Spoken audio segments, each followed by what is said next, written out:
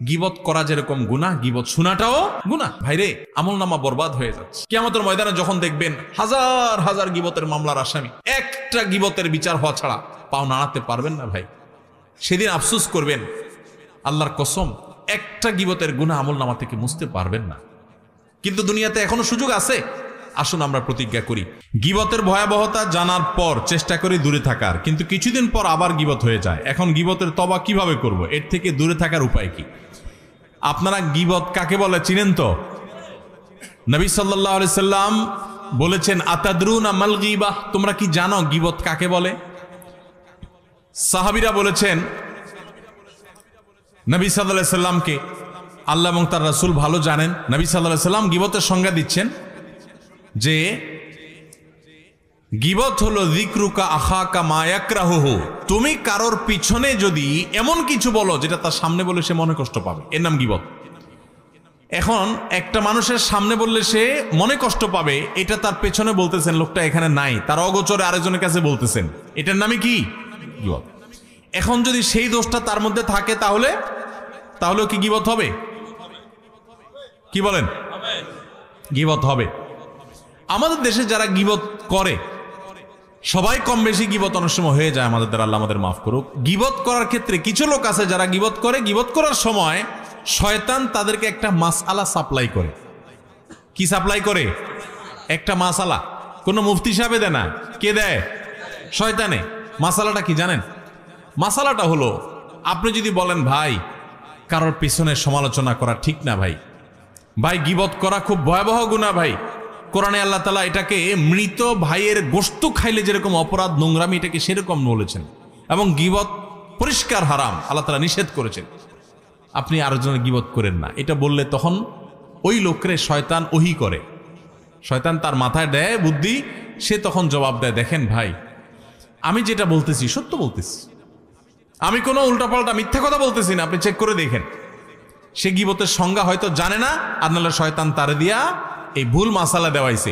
আরেকজনের পেছনে আপনি কোনো কথা বললেন, যে কথাটা সত্য, কিন্তু তার সামনে বললে সে কষ্ট পাবে, এটা সত্য হওয়া সত্ত্বেও কি হবে? গীবত হবে। আর যদি ডাহা মিথ্যা কথা বলেন আরেকজনের নামে তার পিছনে, তাহলে তো সেটা মিথ্যা অপবাদ, ওটা তো গীবতের চাইতে আরো ভয়াবহ। আবার শয়তান আরেকটা মাসালা শিখায় দেয় যারা গীবত করে তাদেরকে, সেটা কি জানেন? সেটা হলো, বলে যে ভাই যদি নিষেধ করে ভাই কারোর পিছনে সমালোচনা করা উচিত না, বলে যে ভাই আমি তার সামনেও বলতে পারবো, এরকম বেটাগিরি দেখায় না কিছু লোক? তো বলতে হবে, আপনি যদি এত বড় বেটাগিরি দেখেন না মানুষ হন, আপনি যদি এত বড় বেটাগিরি দেখানো মানুষ হন, তাহলে তার সামনে গিয়ে বলেন, পিছনে কেন বলতেছেন? ইসলাম বলে মানুষের প্রশংসা হবে পেছনে, আর তার ভুল ত্রুটির সমালোচনা হবে তার সামনে। ভালো করে শুনেন, মানুষের প্রশংসা করতে হবে পিছনে না সামনে? পিছনে। সামনে প্রশংসা করা যাবে, এইটা যেই মাহফিলে বসে বলতেছি, এই মাহফিলের স্টেজেই হয়তোবা আমার নামের আগে খুব একটা বলে নেয় আজকে, বিভিন্ন মাহফিলে যেটা হয় যে বক্তারে বসায় রেখা পোস্টারে 5 মাইল লম্বা তার প্রশংসা লেখে, আছে না নাই? আলেম কুলের শিরোনবী মণি, কামেলে মোকাম্মাল, অমুকে তমুক, 3 মাইল লম্বা প্রশংসা লেখে। শুধু লিখলে হতো, ওখানে আবার হুজুরের বসায় বসায় পাম্পট্টি দেয়, আছে না নাই? কি ওয়াজ মাহফিল এগুলা? এই ওয়াজ মাহফিল থেকে মানুষ কি ইসলাম শিখবে যে ওয়াজ মাহফিলে ইসলাম নষ্ট করা হয়, ধ্বংস করা হয়? মানুষের সামনে প্রশংসা করা পরিষ্কারভাবে হাদিসে নিষেধ।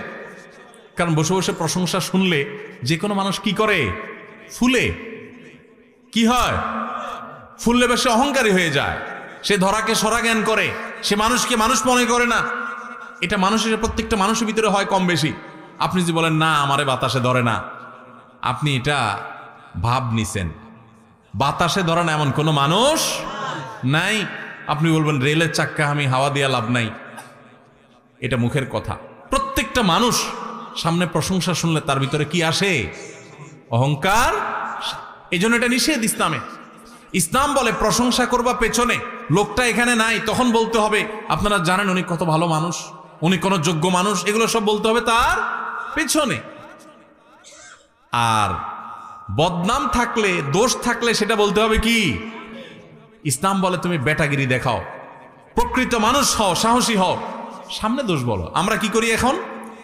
সামনে আসে শুধু পাম পটে দি, ভাই আপনার মতো মানুষ নাই ভাই, জানেন না ভাই আপনার জন্য দিলটা যে কেমন করে ভাই।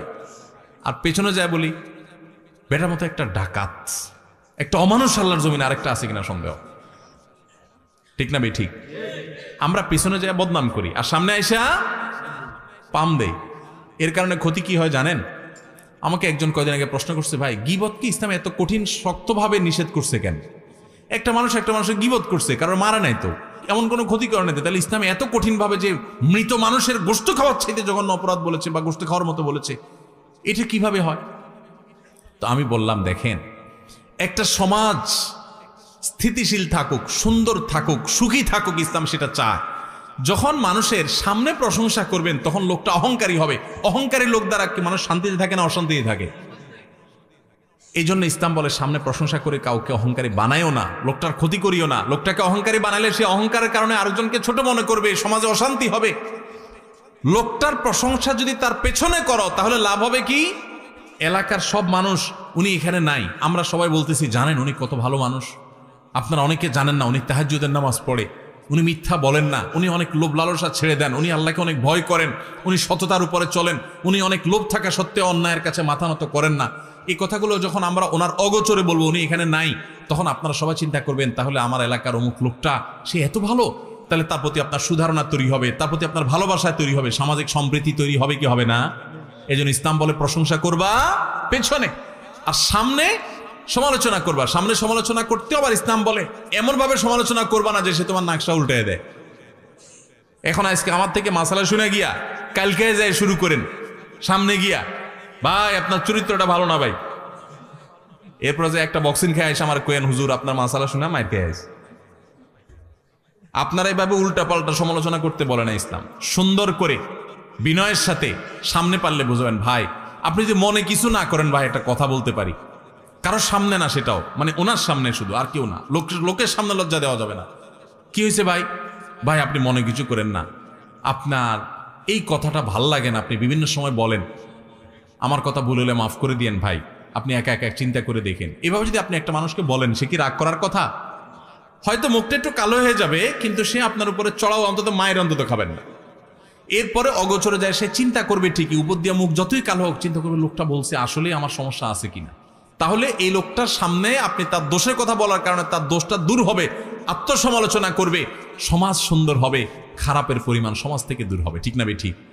এই জন্য ইসলাম বলছে, আল্লাহ নির্দেশ হলো গীবত এটা হারাম। আল্লাহ তাআলা আমাদেরকে গীবত থেকে বেঁচে থাকার তৌফিক দান করুন। এখন প্রশ্ন হলো, এই গীবত থেকে, এটা থেকে বেঁচে থাকার জন্য আমি কি করব, বা আগে গীবত করে ফেলেছি সেগুলো কি করব? কোনো মানুষের গীবত করে ফেললে আল্লাহর কাছে তার জন্য মাপ চাইবেন।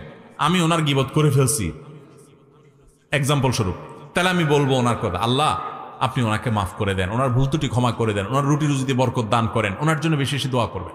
এটা গীবতের কাফফারা ইনশাআল্লাহ। আরেকটা হলো, গীবত হয়ে গেছে, তওবা তো করবেন, লজ্জিত আল্লাহর কাছে মাপ চাইবেন। গীবত হয়ে গেছে, এই লোকটার যাদের সামনে বদনামি করছেন তাদের সামনে আবার যাইয়া পারলে তার সুনাম যেটা তার মধ্যে আছে, মিশামিশি না, সেটা আবার বলবেন যে ভাই লোকটার কিন্তু একটা ভালো গুণ আছে, ওই দিন তো আমি একটা খারাপ কথা বলছি, তার কিন্তু ভালো কিছু জিনিস আছে, লোকটা কিন্তু এই দিকটা ভালো, সে কিন্তু ভাই কখনো কারোর সাথে রাগারাগি করে না, গালাগালি করে না, সে কিন্তু ভাই নামাজ ছাড়ে না, সে ভাই কারোর হক কিন্তু মারে না। তাহলে এটা কিছুটা হলেও তার ক্ষতিপূরণ হবে। আর যদি সুযোগ থাকে তার কাছে মাপ চাওয়ার একান্তে, ভাই মনে কিছু করেন না, আপনার পেছনে আপনার একটু বদনাম করে ফেলছি, কি করছি আর জিজ্ঞাসা করেন না, আমার অন্যায় হয়ে গেছে ভাই, আমারে মাফ করে দেন। যদি মাপ চাওয়ার সুযোগ থাকে চাইেন। আবার এটাও যাত্রার কাছে চাইেন না, যাত্রার কাছে চাইতে যাবেন কলারটা ধরে আগে টান দিয়ে বলবে কি বলছো আগে সেটা কো, বদনামি করে মাপ চাইতে এসেছ চান তো, আমার কি বদনামি করছো সেটা কো। এবার তখন চিন্তা করবেন ছেড়ে দেওয়া কেন্দ্রে বাসি, মাপ চাওয়ার দরকার না, আমার ছেড়ে দে। তো এই জন্য এটা বুঝতে হয় যে কোন ব্যক্তি এটা বললে মাইন্ড করবে না, রাগ করবে না, তাকে বলবেন। আর যদি বললে উল্টা রাগ করবে না হয়, তাহলে তার বলার দরকার নেই। আল্লাহর কাছে ইস্তেগফার করবেন এবং অন্য কাফফারাগুলো আদায় করবেন। আল্লাহ আমাদের সবাইকে গীবতের গুনাহ থেকে বেঁচে থাকার তৌফিক দান করুন। গীবত থেকে বাঁচার জন্য কি করতে হয় জানেন? পরিবেশ থেকে বাঁচতে হয়। আমি যখন মাদ্রাসায় পড়ি, অনেক ছোট ছিলাম, দাই গজায় নাই তখন, চট্টগ্রামে হাটাজারি মাদ্রাসায় পড়ি, আমার মনে আছে আমার এক ছাত্র ভাই ছিলেন, কুমিল্লা বাড়ি, নাম আব্দুল কাইয়ুম, জানি না কোথায় আছে কি করে, কোনো যোগাযোগ নাই, কিন্তু আমার খুব কাছের ছাত্র ভাই ছিলেন, একই ক্লাসে আমরা পড়তাম। তো আমার সে ক্লাসমেটটা খুব মোত্তাকি পরহেজগার ছিল, অনেক বেশি মোত্তাকি পরহেজগার। এ আল্লাহর বান্দা, আমার এখনো মনে আছে যে ছাত্রদের মধ্যে দুই চারজন একসাথে হইলে আরেকটা ছাত্রের ব্যাপারে অনেক সময় সমালোচনা হয়, গীবত হয়। কারণ গীবতটা তো শয়তান এখন আমাদের কাছে ঘি ভাত করে দিছে। গীবত এখন কি হয়ে গেছে? ঘি ভাত। ঘি ভাত, গরম ভাত আর ঘি যেরকম টেস্ট হয় না, গীবত করতে ওইরকম টেস্ট লাগে। গীবত না করলে আমাদের ভালোই লাগে না, মজলিস জমেই না। মানে কয়েকজন দুইজন আছেন, তাহলে 3 নম্বরটা নিয়ে খোঁজাখুঁজি না করলে আমাদের ভালো। শয়তান এরকম করে ফেলছেন আমাদের কাছে। তো আমাদের মধ্যে কখনো কোনো বন্ধুকে নিয়ে, কোনো ক্লাসমেটকে নিয়ে, কোনো টিচারকে নিয়ে, কোনো স্টাফকে নিয়ে বা কাউকে নিয়ে যদি সমালোচনা হতো, আমি প্রায় সময় দেখতাম যে